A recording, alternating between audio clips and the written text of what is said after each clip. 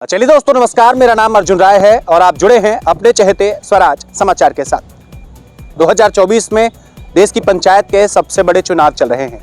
3 चरणों के चुनाव लगभग बीत चुके हैं। अब चौथे चरण के चुनाव अगली 10 तारीख को है। उसके बाद उत्तर प्रदेश में 25 मई को बहुचर्चित चुनाव होने वाले हैं, जहां आजमगढ़ हो, जहां भदोही हो या जौनपुर हो, उसके साथ साथ बनारस हो, आसपास की कई सीटों पर चुनाव होने वाले हैं। आसपास के कई जिलों में चुनाव होने वाले हैं। लेकिन इस बार उत्तर प्रदेश में इंडिया गठबंधन ने जो फॉर्मूला अपनाया है, जो गठबंधन किया है, यकीनन उसका जो काट है वो भारतीय जनता पार्टी के पास कम से कम अब तक नहीं दिख रही है। अखिलेश यादव ने इस बार पीडीए यानी पिछड़ा, दलित और अल्पसंख्यक का नारा दिया। 63 सीटें समाजवादी पार्टी के पास हैं और लगभग 17 सीटें इस बार कांग्रेस के खाते में गई है। एक सीट अगर भदोही की छोड़ दी जाए तो जहां पर ममता बनर्जी की पार्टी टीएमसी से एक प्रत्याशी को टिकट मिला है। मेरे साथ बहुत सारी बातचीत करने के लिए लोकसभा चुनाव को लेकर के, मछली शहर और उसके साथ साथ जौनपुर लोकसभा चुनाव को लेकर के समाजवादी पार्टी की कैसी स्थिति है, कार्यकर्ता कितनी मेहनत कर रहे हैं, कितनी ऊर्जा के साथ लगे हैं और इस बार क्या भारतीय जनता पार्टी का जो किला बना हुआ है उत्तर प्रदेश में उसको क्या वो स्पॉइल कर पाएंगे या फिर इस बार चुनाव में क्या कुछ होने वाला है। मेरे साथ बातचीत करने के लिए मैं देख सकता हूं कि ऋषि यादव जी हैं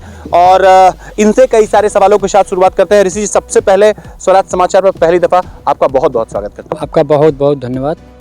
एक सवाल के साथ शुरुआत कर रहे हैं। इस बार चुनाव के सीधे सीधे चुनावों की चर्चा करते हैं। मछली शहर की बात करते हैं, जो आपकी अपनी कॉन्स्टिट्यूएंसी है, जो आपकी अपनी लोकसभा है। यहाँ एक सांसद है बीपी सरोज, जिनका एक पूरा का पूरा कार्यकाल है, सांसद हैं, और एक 25 साल की महिला तूफानी सरोज की बिटिया प्रिया सरोज को टिकट मिला है। तो एक 5 साल का सांसद, एक 25 साल की महिला, दोनों में बड़ा अंतर दिखता है। आप लगातार क्षेत्र में निकल रहे हैं, मछली शहर लोकसभा में, जौनपुर लोकसभा में लगातार आपका जाना हो रहा है, कार्यकर्ताओं से मिलना हो रहा है और समाज के बीच आप जा पा रहे हैं। अब तक आपको कम से कम जौनपुर और मछली शहर की जो आबो हवा है वो कैसी दिख रही है? जैसा कि मैं आपको सबसे पहले मछली शहर लोकसभा के बारे में बता देना चाहता हूं कि यहाँ से समाजवादी पार्टी की मतलब जनपद जौनपुर में 4 विधानसभा आती है। एक आती है वाराणसी की विधानसभा। तो कहीं ना कहीं यहाँ की जो स्थिति है, यहाँ के जो वर्तमान सांसद थे माननीय बीपी सरोज जी, तो वो 5 साल में कहीं ना कहीं आप अगर जनता के बीच में जाएंगे तो कहीं ना कहीं उनका ज़्यादा किसी व्यक्ति से उनका ज़्यादा से ज़्यादा मिले हैं और जो उनका 5 साल का कार्यकाल रहा है उससे यहाँ की जनता बहुत असंतुष्ट है। हम इसी क्षेत्र में हम अभी कभी उनको देखे ही नहीं, कभी इधर इस क्षेत्र में या कभी इस तरह की चीज़ें, और लगभग ज़्यादा से ज़्यादा यहाँ की जनता जो उनका लगातार विरोध कर रही थी। लेकिन भारतीय जनता पार्टी अपना भाई उसके अपने हर पार्टी की अपनी नीयत होती है किस आधार पर उनको टिकट दी है, लेकिन यहाँ से इस बार वह बहुत बुरी तरह हार रहे हैं। यहाँ से समाजवादी पार्टी ने जिनको प्रत्याशी बनाया है सुश्री प्रिया सरोज जी को, और वह एक अधिवक्ता हैं, पढ़ी लिखी हैं और कहीं ना कहीं वो युवा हैं। कहीं ना कहीं इस समय की जो लोगों की मांग है, जो राष्ट्रीय अध्यक्ष जी ने जो यहाँ पे जो प्रयोग किया है, कहीं ना कहीं उसका यहाँ पे समाजवादी पार्टी को बहुत अच्छा समर्थन मिल रहा है। जिस समय वो टिकट पाई थी उस समय थोड़ा सा कम ग्राफ था, लेकिन जिस तरह से चुनाव करीब आता जा रहा है, अच्छा उनको जन समर्थन मिल रहा है और पूरा आशा और विश्वास है कि यहाँ से वह सांसद चुन के। अच्छा, एक चीज और आपसे जानना चाहूंगा, यहाँ जो मछली शहर लोकसभा की आप चर्चा करें तो मछली शहर में समाजवादी पार्टी के पास कई सारे कार्यकर्ता रहे हैं, कई सारे नेता रहे हैं और मैं तो यूं कह सकता हूं कि मछली शहर में समाजवादी कुनबे को उन लोगों ने बढ़ाया है। अगर आप संजय सरोज की बात कर लें, अगर आप दीपचंद राम की बात कर लें, कुछ वर्ष पहले है, ऐसे कई सारे कार्यकर्ता रहे हैं, लेकिन सबको दरकिनार कर दिया अखिलेश यादव ने और तूफानी सरोज की बिटिया, जो तूफानी सरोज विधायक है करा करके, उनकी बिटिया को टिकट दे दिया। परिवारवाद का आरोप लग रहा है, पुराने नेताओं की अनदेखी का आरोप लग रहा है, इसको किस तरह देखते हैं? देखिए, जो आप बात कर रहे हैं, आप दोनों लोग की बात किए, तो मैं आपको बताना चाहता हूँ माननीय दीपचंद राम जी बहुत अच्छे कार्यकर्ता हैं, पार्टी के लिए लगे रहते हैं। उनके पिताजी भी विधायक थे। और आप बात किए अगर हमारे बड़े भाई संजय सरोज जी की, तो वो भी पार्टी के लिए बहुत निष्क्रिय और समर्पित कार्यकर्ता हैं। उनके पिताजी भी विधायक थे। तो अब आप जो बातें कर रहे हैं तो राजनीति में अगर हम तो कहते हैं आप प्रिया सरोज जी की योग्यता को देखिए, आप जो वो लोगों से जो मिल रही हैं, जो जनता के प्रति उनका प्रेम जो है, जो जनता के प्रति उनका लगाव बढ़ रहा है, आप उसको देखिए। और रही बात ये सब चीज़ें अब बहुत पीछे छूट गई हैं। सामने इस समय चुनाव है, इस समय सबको एक साथ होके माननीय राष्ट्रीय अध्यक्ष जी को कारवा को जो नारा उन्होंने दिया पीडीए का, आप देखिए बगल के सिर्फ जनपद जौनपुर से माननीय बाबू सिंह कुशवाहा जी चुनाव लड़ रहे हैं। मैं आपको बताना चाहता हूँ जिस तरह से उनके समाज के मौर्य समाज के लोग जिस तरह से समर्थन दे रहे हैं, आज पीडीए समाज के लोग जाग चुके हैं। आज जनपद जौनपुर की दोनों सीट माननीय राष्ट्रीय अध्यक्ष जी के दोनों इतना अच्छा टिकट दिए हैं कि दोनों सीट समाजवादी पार्टी के खाते में जा रही है। एक तरफा लहर चल रही है दोनों सीट पे। अच्छा, एक चीज और आपसे जानना चाहूंगा, चुनाव अगर यूपी की बात कर लें तो 63 और 17 का फार्मूला समाजवादी पार्टी ने इस बार अपनाया। 17 सीटें कांग्रेस को मिली, 63 सीटें इनको, एक टीएमसी को मिली है। एक चीज़ आपसे जरा समझना यहाँ बड़ा ज़रूरी मालूम पड़ता है कि 400 पार का नारा प्रधानमंत्री मोदी दे रहे हैं। एक दूसरा विषय समझ करके आता है कि इस बार जो टिकट बंटवारा हुआ, जरा उस चीज़ को समझिएगा आप कि कुल मिलाकर के 4 मुसलमानों को यहाँ से टिकट मिला है, 5 यादवों को टिकट मिला है। मैं मुस्लिम के सवाल पर जरा आपसे आता हूँ। वोट चाहिए आपको मुसलमानों का। 2014 के चुनाव देख लीजिए, 2017 के चुनाव देख लीजिए, 2019 के चुनाव देख लीजिए, 2022 के चुनाव देख लीजिए, बाई इलेक्शन देख लीजिए, एमएलसी के चुनाव देख लीजिए, करारी शिकस्त मिली है समाजवादी पार्टी को। मुसलमानों का प्रतिनिधित्व तो नहीं बढ़ रहा है, मुसलमानों का इस्तेमाल अखिलेश यादव खूब कर रहे हैं। तो क्या लगता है कि उनका प्रतिनिधित्व बढ़ना चाहिए या फिर इसी तरीके से वो दरी बिछाने का काम करते रहेंगे? देखिए, ऐसी कोई बात नहीं है जिस तरह से आप सवाल कर रहे हैं। कहीं ना कहीं माननीय राष्ट्रीय अध्यक्ष जी जो इस बार टिकट वितरण किए हैं, कहीं ना कहीं बहुत प्रशंसनीय है। पीडीए को सम्मान दिए हैं।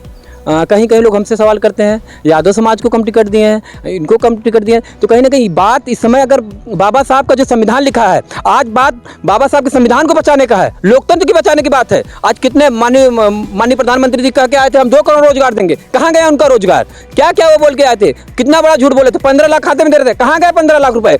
आज सबको बाबा साहब के संविधान को बचाने का आज सवाल है। आज सब लोग ये नहीं देख रहे कौन टिकट कहाँ से किसको मिला, किसको नहीं मिला, क्या हुआ, इस पे सवाल ही नहीं है। आज पूरे देश की जनता इंडिया गठबंधन को देख रही है। इंडिया गठबंधन के जो भी प्रत्याशी हैं, हमारे कांग्रेस के जो भी साथी हैं, जो भी हमारे आप जन अधिकार पार्टी की देखिए, आप लगातार लोग लगे हैं। कहीं ना कहीं यह चुनाव बाबा साहब के संविधान को बचाने का चुनाव है। अच्छा, मैं आपको रोकूंगा, चूंकि आप पेशे से अधिवक्ता हैं। एक चीज समझना बड़ा जरूरी है, कानूनी सवाल जरा एक बार करते हैं। आपने कहा कि लगातार देख रहा हूं प्रिया सरोज हो या दूसरे समाजवादी पार्टी के नेता हो, वो लगातार बीजेपी पर आरोप लगा रहे हैं कि ये संविधान खत्म करना चाहती है। हाँ, माना कि भारतीय जनता पार्टी के एक नेता ने यह बयान दिया, लेकिन 10 साल हो गए प्रधानमंत्री मोदी के कार्यकाल को और योगी जी भी दूसरे कार्यकाल में लगातार चल रहे हैं। मुझे कोई ऐसा उदाहरण नहीं दिखा। मैं आपको 2 उदाहरण देकर के ये बात जरा सिद्ध करना चाहूंगा।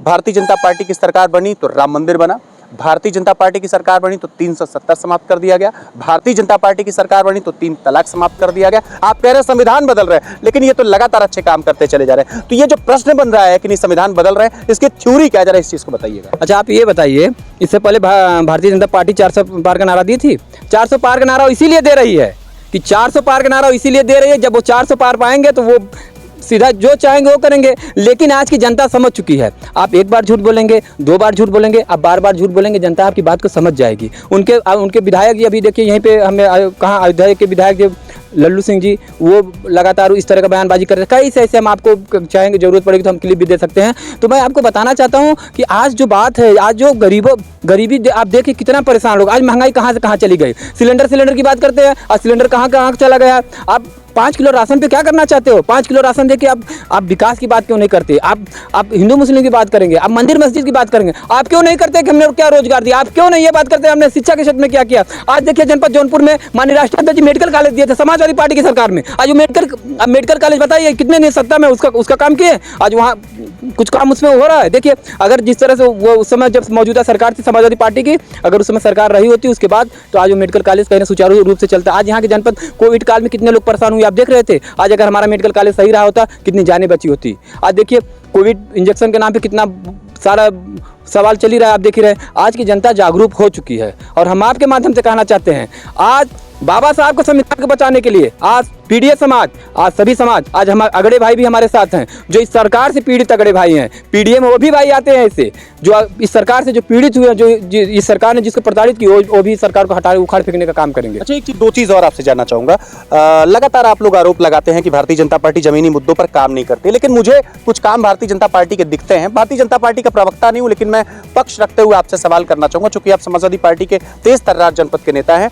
भारतीय जनता पार्टी ने, या यूं मैं कह सकता हूं कि इस सत्ताधारी सरकार ने मुफ्त राशन दिया 80 करोड़ भारतीयों को, इस सरकार ने शौचालय दिया, इस सरकार ने लोगों को आवास दिया, इस सरकार ने अच्छी सड़कें बनवा दी। तो जो बुनियादी व्यवस्थाएं हैं उसको तो लगातार ये मजबूत कर रहे हैं। अब अखिलेश यादव के पास सिर्फ और सिर्फ हार का सेहरा बंधा है, काम गिनाने के कोई वो पीछे कारण नहीं दिख पा रहे हैं। तो टूटा हुआ मन है, थका हारा एक राष्ट्रीय अध्यक्ष आपने पाया है, हारता हुआ एक व्यक्ति आपने पाया है। किस मनोबल के साथ खड़े हो पाएंगे? कह रहे हैं माननीय राष्ट्रीय अध्यक्ष जी के बारे में हम आपको बताना चाहते हैं, अब 2017 के बाद से जो समाजवादी पार्टी ने प्रोग्रेसिंग की, जो आप 22 के चुनाव का जो आप इलेक्शन के देख सकते हैं, हम हारे नहीं थे, हमारे साथ गद्दारी हुई थी, जास्ती हुई थी और हम लोगों के साथ जास्ती हुई थी। उस हम लोग 2022 का चुनाव भी जीते थे। हमारे राष्ट्रीय अध्यक्ष जी के नेतृत्व में कोई कमी नहीं है। वो लगातार आप वोटिंग परसेंटेज देखेंगे तो लगातार वोटिंग और सीट बढ़ने का काम हुआ है। और जहाँ पूरे भारतीय जनता पार्टी के पूरे केंद्रीय मंत्री से लेकर पूरे कई देश के मुख्यमंत्री 2022 के चुनाव में उतर गए थे, वहाँ हमारे राष्ट्रीय अध्यक्ष जी अकेले अपने कार्यकर्ताओं के दम पे उनको दिखाने का काम किया था। और रही बात आप हमारे राष्ट्रीय अध्यक्ष जी पर सवाल उठाते हैं, तो ये मैं आपकी बात जो भी आप कर रहे हैं, मैं आपकी बात आप कभी 1 to 1 कर लीजिएगा। हमारे सवाल आप हमारे समाजवादी पार्टी का जो काम है उसको उठा के देख लीजिए। अब जो भारतीय जनता पार्टी की मौजूदा सरकार उसका काम को उठा के देख लीजिए। आप शौचालय की बात करते हैं, किस शौचालय की बात करते हैं? आप किसी गाँव में चले जाइए, अगर आपको शुद्ध शौचालय मिल जाएगा। आइए हमारे गाँव में जो शौचालय बना है उसमें कोई किसान के लोग कोई गोहरी रखा तो कोई जाकर उसी में किस तरह का केवल। अच्छा, एक चीज़ और आपसे जानना चाहूँगा। एक आरोप कल अखिलेश यादव ने लगाया है बहन कुमारी मायावती पर। आकाश आनंद उनके जो भतीजे हैं वो कोऑर्डिनेटर थे, उसके पद से उनको हटा दिया गया है और उसके पीछे कई कारण बताए गए। आकाश आनंद कह रहे हैं कि ये अखिलेश यादव कह रहे हैं कि ये जो बहन जी हैं, ये जो मायावती हैं, ये भारतीय जनता पार्टी के लिए बी टीम की तरह काम करती हैं। व्यक्तिगत तौर पर आप कितने सहमत हैं? हाथी के सूंड में कमल का फूल है। जो हाथी का सूंड है उसी में कमल का फूल है। अभी आप जनपद जौनपुर का उदाहरण उठा के देख लीजिए। देश के गृह मंत्री जी जहाँ लगा कि यहाँ की कुछ गड़बड़ हो रहा है, तुरंत तो वह जो बसपा के जो कैंडिडेट है वो भारतीय जनता पार्टी तय करती है। आपको यहाँ इसको लड़ाना है, इनको लड़ाना है, उनको लड़ाना है, ठीक है। ये जनता समझ चुकी है। माननीय राष्ट्रीय अध्यक्ष जी ने अपने बहुजन समाज के लोगों से निवेदन किया है, बहुजन समाज के लोगों से अपना निवेदन किया है कि आप लोग बाबा साहब के संविधान को बचाने के लिए आप लोग समाजवादी पार्टी का साथ दीजिए। हम लोग संविधान के रक्षक हैं और जो भारतीय जनता पार्टी के लोग हैं वो संविधान के भक्षक हैं। अच्छा, एक अंत में जानना चाहूँगा, बहुत सारे लोगों की अपनी व्यक्तिगत महत्वाकांक्षा होती है। अगर मैं व्यक्तिगत तौर पर आपसे जानना चाहूँगा कि जिला मुख्यालय से लगभग 12 किलोमीटर दूर आपने एक सुंदर सी समाजवादी कुटिया बनाई है, बड़ा सुंदर लगता है बच्चों को देख करके कि लगातार आप समाजवादी विचारधारा के पोषक हैं और एक निवेदन है, समाज में एक संदेश है कि एक राजनीतिक तरीके से आप इस चीज़ को परवरिश दे रहे हैं। सबसे पहले बहुत संक्षेप में आप इसका बताएं कि क्या कोई राजनीतिक उपक्रम है या वो सामाजिक उपक्रम? नहीं, मैं आपको बताना चाहता हूँ, जब पूरा देश कोरोना जैसी वैश्विक महामारी से जूझ रहा था उस समय समाजवादी पार्टी के राष्ट्रीय अध्यक्ष माननीय श्री अखिलेश यादव जी ने अपने कार्यकर्ताओं से आह्वान किया था कि आपके घर के अगल बगल कोई भी गरीब परिवार भूखा नहीं सोना चाहिए। मेरे कार्यकर्ता, आपकी जितनी क्षमता है, आपको कोई प्रेशर नहीं है, कोई दबाव नहीं है, आपकी जितनी क्षमता है अपने क्षमता के अनुसार लोगों की मदद करिए। उसी दौरान मैं एक दिव्यांग परिवार को गोद लिया हूँ। गजना गांव के इम्तियाज़ अहमद हैं, उनकी आँख से दिक्कत, उनकी पत्नी को पैर से दिक्कत है। उसी दौरान मैं उस परिवार को गोद लिया था। सारी व्यवस्था, सारी चीज़ें मैं आज तक देखता हूँ।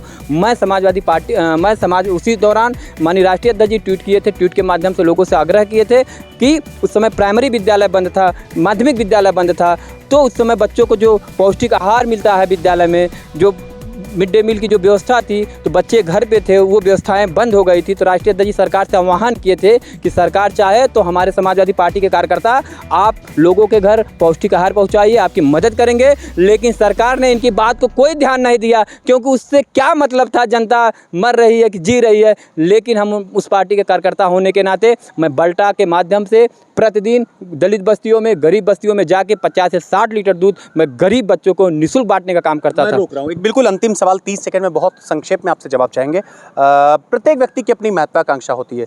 ऋषि यादव की कोई महत्वाकांक्षा है, कोई प्रमुख होना, कोई जिला पंचायत सदस्य होना या भविष्य में विधानसभा के चुनाव लड़ना? आपकी अपनी व्यक्तिगत महत्वाकांक्षा क्या है? मेरी ऐसी कोई महत्वाकांक्षा नहीं है। मेरी बस महत्वाकांक्षा एक है, मेरे दिल में है कि मेरे नेता माननीय श्री अखिलेश यादव जी उत्तर प्रदेश के मुख्यमंत्री बने। मैं यही चाहता हूं। इसके लिए अगर मुझे पूरा जीवन भी कुर्बान करना हो तो मैं राष्ट्रीय अध्यक्ष जी के लिए करने के लिए तैयार हूं। और रही बात, हम पार्टी के कार्यकर्ता हैं, हम लोग समर्पित कार्यकर्ता हैं। हम लोग चाहते हैं, हम लोगों को कोई वो नहीं है कि हम लोगों को ये मिल जाए वो मिल जाए। माननीय राष्ट्रीय अध्यक्ष जी प्रेम से कर देते हैं, एक बार सम्मान दे देते हैं। हम लोग अपने किसी विधायक से कम नहीं समझते हैं। कार्यकर्ता से एक विधायक, सांसद, मंत्री बनते हैं और हम लोग कार्यकर्ता हैं। हम लोगों की हैसियत किसी विधायक, मंत्री से कम नहीं है। तो आपने देखा कि मेरे साथ बातचीत करने के लिए जौनपुर से समाजवादी पार्टी के, या यूँ कह सकता हूँ कि समाजवादी विचारधारा के पोषक ऋषि यादव थे, जिले के तेज तर्रार समाजवादी पार्टी के कार्यकर्ता हैं और 2 टूक लगातार जवाब भी देते हैं।